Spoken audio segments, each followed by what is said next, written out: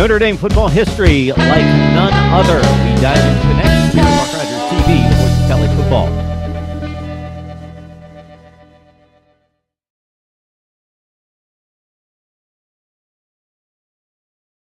All right. So we've covered the players, we've covered the games. Let's cover the program and expand it out to college football. So if there's one thing that you could change about Notre Dame football, and I have had answers, Ben, from changing calls that they thought were missed 20 years ago, to changing uniforms, to changing fight songs, to changing game day experience, to changing head coaches, past or present, on and on and on. So you can open it wide open to what you would change about Notre Dame football. Once in a while, and this is not the answer, but I think once in a while, I kind of wish Notre Dame would just end a conference so that people would not talk about that anymore. Guys like me? But I mean, you came at it with a more intellectual answer than a lot of other people did. So, I mean, that's okay. But I think what I would change probably, and I even say this with a little bit of a caveat, but like Notre Dame is a little bit, I mean, I really appreciate the tradition at Notre Dame. And I appreciate that it's, Notre Dame places the emphasis on student athlete and not just athlete. However, I think it would be nice once in a while. I mean, you've got to be darn near a genius, even as a football player, to get into Notre Dame. I mean, there's not a lot of concessions that are made. And while I don't necessarily think Notre Dame needs to go out and find players that, can't read or something like that to make their football team better, sometimes I think they could loosen those standards a little bit. And if they did, you wouldn't see as often, a Notre Dame team getting blown out by Clemson on the biggest stage. So I guess that's what I would probably change. But like, I don't also want it to change so radically that Notre Dame's just like everybody else either, if that makes sense. Absolutely, it does. Notre Dame, Stanford in particular are at the high end of that situation that involves a collection of schools that include Vanderbilt and Northwestern and Duke, where they are competitive in football. They're really good, and in Notre Dame and Stanford's class, extremely good, top 10 to 15 typically. But they do have that barrier, that challenge that has to come into play. It's obvious it does come into play at times, and maybe keeping them from seriously challenging for national championships on a regular basis. Got Ben Belden on the line from Slap the Sign talking Notre Dame football.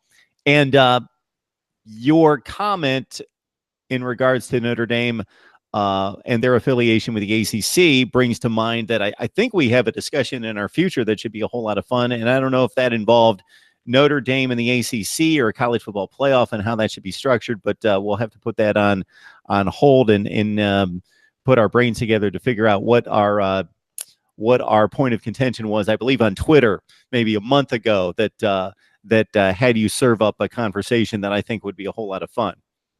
Yes. Was it the ACC affiliation? Maybe that's what it was.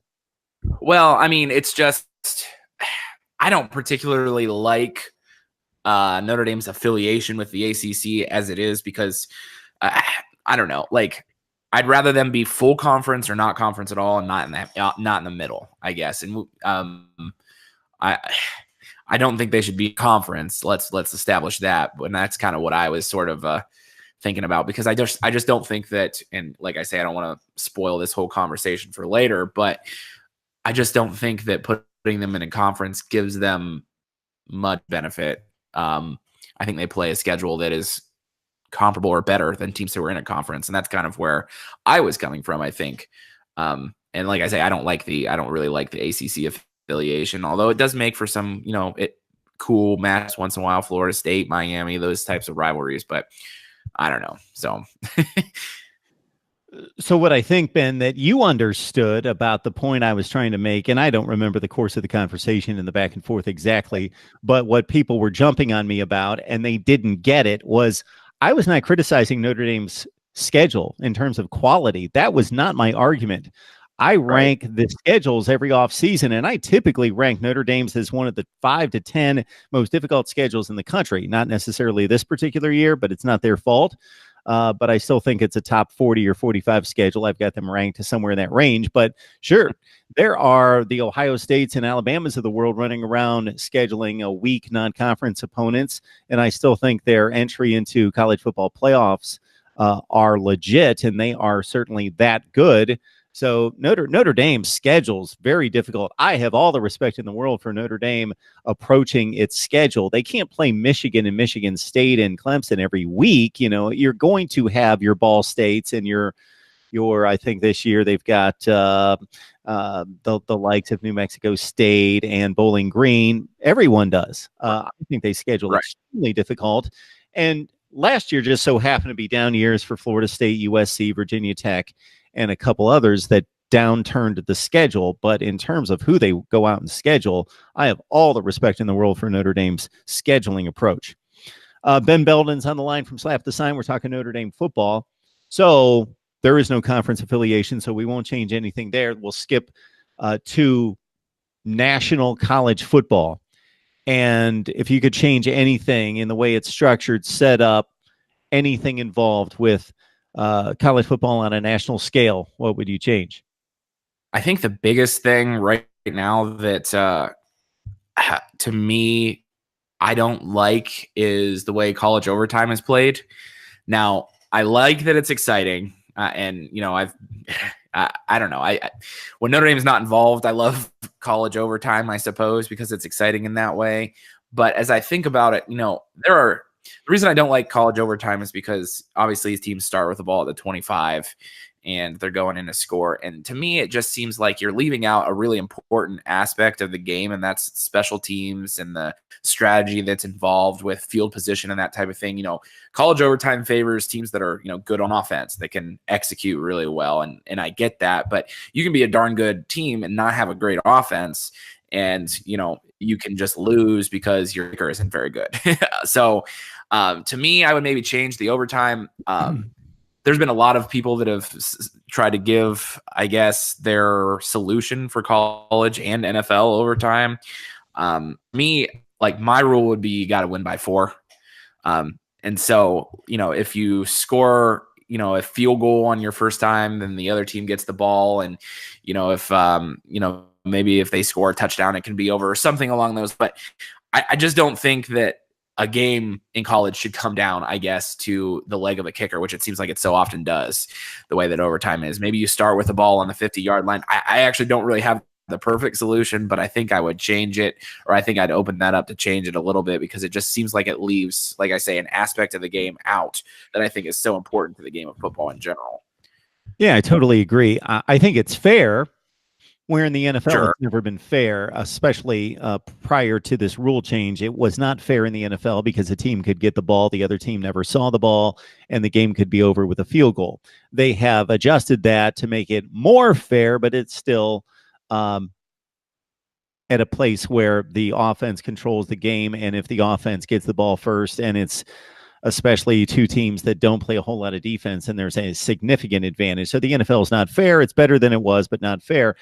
In college, it's fair, but I completely agree with you. It's kind of strange because special teams, most of special teams is completely eliminated. The punt game, the kickoff game, completely eliminated, but we overemphasize the kicker. So as soon as you start overtime, sure, your team should be credited or advantaged with having a really good kicker, just like they were at the opening kickoff. Having a really good kicker, that's an advantage. But it is just such an advantage and you're basically I'm trying to look for the word. You're contriving a situation. It's like in some levels of softball where they go to extra innings and they throw a runner on second base. Well, how did that runner get on second base? They didn't. They're contriving a situation to force a result. And the same thing in college football. How'd the offense get to the 25-yard line? Well, they didn't. We just placed the ball there. It's a contrived situation. Right. And that's kind of why I went with like the win by 4, because I think both teams should be able to get the ball, and win by 4 would solve a lot of things, because, if team A gets the ball, they kick a field goal, then team B either has to tie the game with a field goal, or if they score a touchdown and kick the extra point, then they win by 4. Or, well, what if a team can't score a touchdown? Well, they kick 2 consecutive field goals and they don't let the other team score, then they win by 6. And that obviously would then end the game. So that's why I came up with, the win by 4 number.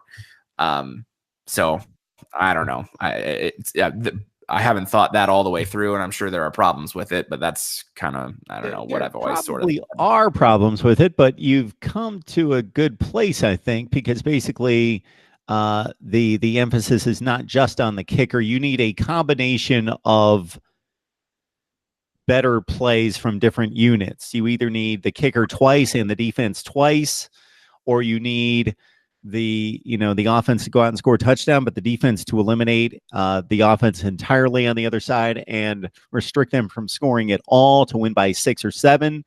You need a combination of things, not just, okay, the kicker kicked a 50-yard field goal for us, and their offense misconnected on a couple throws, and therefore they had to go for it on 4th and 13, and the game's over. Right. Yeah, and a lot of teams do exactly what you're talking about, and they just kind of trust that we'll be able to make it to the next overtime at worst, and we'll just kind of settle for the ball being right here at the 25-yard line. If the first down play doesn't work and we get ourselves behind the sticks a little bit, well, let's trot out our kicker who can make the 52-yarder. Yeah, and, or that's there's turnover or something like that, and then what you end up getting is a team that just, it's like, all right, well, we're in field goal range already, so we might run one play to get it on the left hash, and then a glorified kneel down or something like that, and then you kick a field goal, and that's how the game ends. It just doesn't seem. I mean, it doesn't seem like that's what whoever came up with that system wanted when they came up with that system, I suppose. And some of these coaches, to their detriment, from my perspective, and I think it proves that to be true many times, they become too reliant on the kicker, on kickers that aren't really that good, that are decent, but not automatic. They're not NFL kickers that barely miss, that hit 99% of the PATs before they moved it back, and still hit over 80% of the field goals, which is obnoxious. They're that good. Some of these college coaches coach like they're coaching in the NFL, and even the NFL coaches take it to an extreme where they just think, hey, once we get on the fringe of field goal range, we're shutting down the offense. We're not trusting our quarterback or our playmakers to do anything to handle the ball, even though the quarterback's maybe throwing 2 interceptions the entire season, and we've got a running back. My classic example of this, and I'm derailing the conversation, but this was in 2003 or 4, Ben, and the Jets were playing the Steelers in a playoff game. And it was like 18 degrees outside in Pittsburgh, and the winds were howling. And the Jets twice drove down the field in regulation at the end of the game and overtime. And Herm Edwards, instead of relying on a quarterback, number one, that had, listen to this, never thrown a red zone interception in his career, Chad Pennington, and a running back, Curtis Martin, that had the longest string of carries without a fumble in like NFL history. He had those two aspects going for him, and the team drove the ball effortlessly down the field from like their 20-yard line all the way to like the Pittsburgh 35. All of a sudden, we're not allowing those player makers to do anything, and we're going to sit on the ball right here, and we're going to attempt like a 51-yard field goal into the wind, howling, icy conditions. We're going to trust that field goal kicker under these circumstances more than we are an offense that's moving the ball down the field. And it burned him twice, so he wasn't able to tie the game or win the game in regulation. Then he lost the game in overtime, and rightfully so, because that's just poor coaching, being too conservative. Yeah, I remember the game that you were talking about a little bit, and obviously I'm not a Steelers fan. I'm a Cleveland sports fan, so that was frustrating. Yeah. Good stuff from Ben Belden from Slap the Sign. Join him right there and the rest of the staff covering Notre Dame athletics and football in particular. All right, Ben, I think we've cleared the gamut and we've corrected all the ills of college football. I don't know about that, but we've certainly tried at least. All right, thanks for stopping by, and we will get to position previews hopefully soon. All right, thanks for having me.